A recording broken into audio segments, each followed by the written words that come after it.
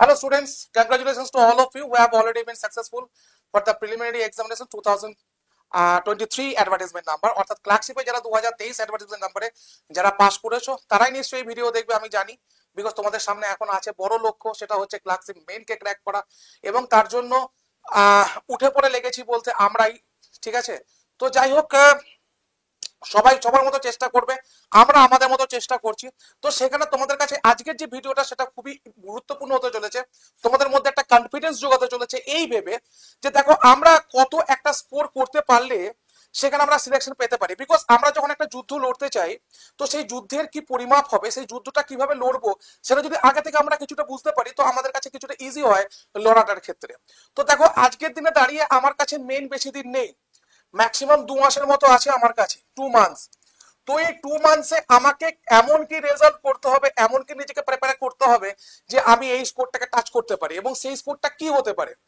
দেখো আমাদেরকে যদি প্রিভিয়াস ইয়ার না ঘাটি তাহলে কিন্তু আমরা বুঝতে পারবো না যে আমরা কোন পরীক্ষা দিতে চলেছি, তার পরীক্ষা কি হতে চলেছে এবং সেখানে কত কাট অফ গেছে যদি আমরা বুঝতে না পারি তাহলে কিন্তু আমরা কখনোই নিজেদেরকে তৈরি করতে পারবো না। তো সব থেকে ভালো হচ্ছে ক্লার্কশিপ 2019-এ যে কাট অফটা গিয়েছিল, টোটাল কাট অফ অর্থাৎ কত নাম্বারে সিলেকশন হয়েছিল, সেটা তোমার জেনারেল হোক, সেটা তোমার এসসি হোক, এসটি হোক, ওবিসি হোক, সেটা যদি আমরা জানতে পারি এবং সেখানে যদি অ্যানালিসিস করতে পারি, so that will be fruitful to us. ঠিক আছে, দেখা যাক। তো দেখো এইটা হচ্ছে কিনা ক্লার্কশিপের পোস্ট ওয়াইজ একটা কাট আপ। ঠিক আছে, তো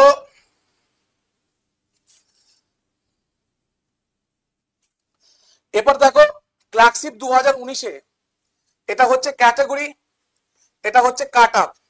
ঠিক আছে, এটা হচ্ছে ক্যাটাগরি, এটা হচ্ছে কাট আপ। তো পোস্ট গুলো হচ্ছে কি, এটা হচ্ছে পোস্ট। ঠিক আছে, এটা হচ্ছে পোস্ট। পোস্ট কি কি আছে না, সেক্রেটারিয়েট, ডিরেক্টরিয়েট এবং হচ্ছে রিজিওনাল। এই তিনটেতেই তোমরা ফর্ম ফিল আপ করেছো, সেক্রেটারিয়েট, ডিরেক্টরিয়েট এবং রিজিওনাল। তো এই তিনটেরই আমি একদম, দরকার হলে স্ক্রিনশট নিয়ে নাও, আমার টেলিগ্রাম চ্যানেলে পেয়ে যাবে। টেলিগ্রাম চ্যানেল কোনটা আমি দেখিয়ে দিচ্ছি, এইটা হচ্ছে আমার টেলিগ্রাম চ্যানেল হচ্ছে এটা আমার, এটা। ঠিক আছে, এখানে বারকোডটা স্ক্যান করে নিয়ে চলে যেতে পারো, এখানে সবকিছু ইনফরমেশন আমি আগেই দিয়ে দিই। ঠিক আছে, তো এবার আমরা এখানে আসি। তো এখানে সব থেকে বেশি হাই কাট অফ যায় কোথায় না, সেক্রেটারিয়েটে। এখানে সব থেকে হাই কাট অফ যায়। ইউআর এ কত কাট অফ গিয়েছিল, 148। ওবিসি এ কত কাট অফ গিয়েছিল, 129। ওবিসি বি কত, 137। দেখো তখনকার দিনে ওবিসি এ ওবিসি বি ছিল, কিন্তু এখন একটাই ওবিসি। যেমন এখন যে প্রিলিমিনারি কাট অফটা বেরিয়েছে সেখানে একটাই ওবিসি দিয়েছে। এসসি কত, 102। এসটি 137। দেখো ডিরেক্টরি এটা দেখো, ইউআর 148 থেকে নেমে 141। ওবিসি এ একদম সেম, ওবিসি বি একদম সেম, এসটি সেম, এসসি 128 অনেকটা নেমেছে। এবার হচ্ছে রিজিয়নাল। দেখো প্রথম হয় এই দুটো পোস্টের সিলেকশন। মনে করো তুমি যখন ফর্ম ফিল আপ করেছো, যে কোনো সাইবার ক্যাফে থেকে ফর্ম ফিল আপ করতে গেছে, প্রথমে সেক্রেটারিয়েট, তারপর ডিরেক্টরেট। বাচ্চা জানেও না যে সে কোন পোস্টের জন্য ফর্ম ফিল আপ করছে, বাচ্চা জানেও না যে সেক্রেটারিয়েট কি ডিরেক্টরেট কি।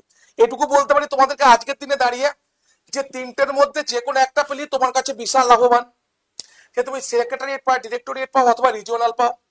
এবার আমার কথা ভালো করে শোনো, এখানে তোমার পদোন্নতিটা বেশি, এখানে তারপর এখানে যে পদোন্নতি নেই তা নয়, কিন্তু এখানে খুব তাড়াতাড়ি ইউডি হওয়ার চান্স থাকে, ওই জন্য এই পোস্টগুলো খুব বেশি কাট আপ ওঠে।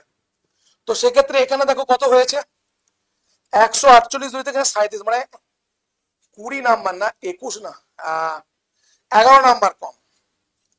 11 নাম্বার কম হচ্ছে কোথায়, রিজিয়নালে। 124 হচ্ছে তোমার ওবিসি এ, 133 ওবিসি বি, 99 হচ্ছে এসটি, 125 হচ্ছে কি না এসসি। এই হচ্ছে কাট আপ। ঠিক আছে, এই হচ্ছে কাট আপ। রিজিয়নালটা একবার দেখিয়ে দিই তোমাদেরকে, তাহলে হয়তো বুঝতে পারছো না। দেখে নাও একবার রিজিয়নালটা। হ্যাঁ,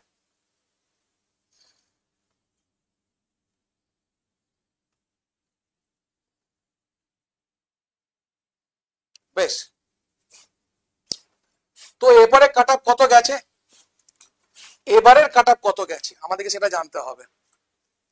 না এবারে গেছে ধরো 49 হচ্ছে আমাদের 49, আমি একবারে জেনারেল ধরে করে দিচ্ছি, হ্যাঁ একটা হিসাব।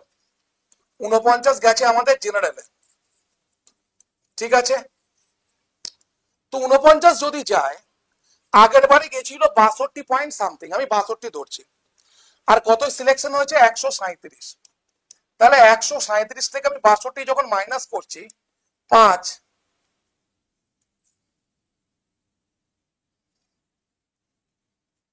ঠিক আছে, এটা 7 হবে, 5 এটা 7 মানে 75। তো 75, মনে করো কেউ 62 পেয়েছিল, সে 75 পেয়েছে, তবে সে কিনা মেন্সে গিয়ে একবারে ডিটেলে চান্স পেয়েছে।